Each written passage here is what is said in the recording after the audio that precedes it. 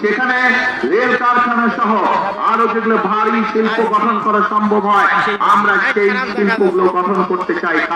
কারণ এই এলাকার মানুষ কৃষি নির্ভর, কিন্তু শুধু কৃষি নির্ভর রাখতে চাই না, এই এলাকার মানুষের সাথে কর্মসংস্থানের সমস্যা না হয়, সহজে যাতে কর্মসংস্থানের ব্যবস্থা করা যায়, সেই জন্য আমরা এই এলাকাকে আমরা শিল্প অঞ্চল হিসেবেও গড়ে তুলতে চাই।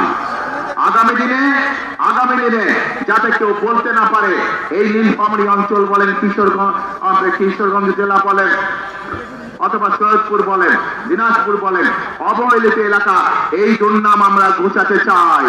এই এলাকায় স্কুল কলেজ রাস্তাঘাট আমরা তৈরি করতে চাই যাতে মানুষের চলাফেরার জন্য সুবিধা হয়। মেডিকেল কলেজ তৈরি করতে চাই।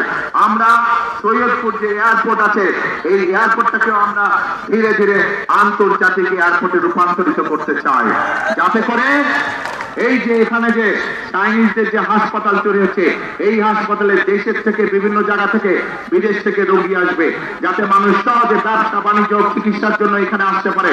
সেই জন্য সৈয়দপুর এয়ারপোর্টকে ইনশাআল্লাহ আমরা ধীরে ধীরে আন্তর্জাতিক এয়ারপোর্টে রূপান্তরিত করতে চাই। এখন প্রিয় ভাই বোনেরা, আমরা খেয়াল করছি যে এই এলাকার মানুষ যাতে সহজে ভোট দিতে না পারে, একটি দলকে আমরা খেয়াল করছি আমাদের সমাজের বিভিন্ন মানুষকে গিয়ে তারা ভয় দেখাচ্ছে। পেয়েছেন এই খবর আপনারা? বিভ্রান্ত করার চেষ্টা করছে, তারা ভয় দেখানোর চেষ্টা করছে।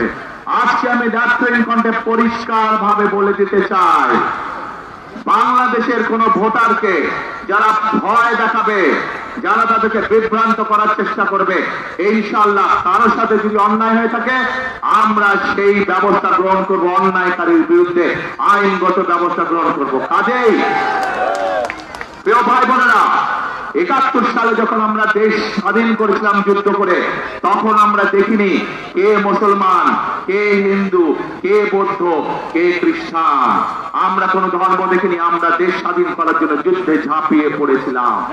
ঠিক একইভাবে ২০২৪ সালে ছাত্র জনতার গণ অভ্যুত্থানের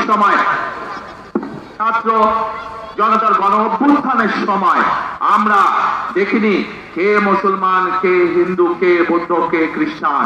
আমরা দল মত ধর্ম বর্ণ নির্বিশেষে আমরা রাজপথে দেশের স্বাধীনতাকে আমরা রক্ষা করেছিলাম ২০২৪ সালে। একইভাবে আজকে এখানে দাঁড়িয়ে আপনাদের লাখো মানুষের সামনে দাঁড়িয়ে পরিষ্কার ভাবে বলতে চাই, আগামী দিনের রাজনীতি হবে দেশ পুনর্গঠনের রাজনীতি, আগামী দিনের রাজনীতি হবে রাষ্ট্র গঠনের রাজনীতি। আমরা মুসলমান হই, আমরা হিন্দু হই, আমরা বৌদ্ধ হই, আমরা খ্রিস্টান হই, আমরা সকলকে সাথে নিয়ে আমাদের দেশ গঠন করতে চাই।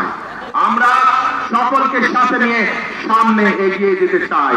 আগামী দিনে একটি মানুষকে আমরা বিবেচনা করব তার মেধা এবং তার যোগ্যতা দিয়ে, তার বর্ণ দিয়ে নয়, তার ধর্ম দিয়ে নয়, বা অন্য কিছু দিয়ে নয়। আমরা তাকে বিচার করতে চাই তার মেধা এবং যোগ্যতা দিয়ে। কারণ প্রিয় ভাই বোনেরা, বহু বছর ধরে আমরা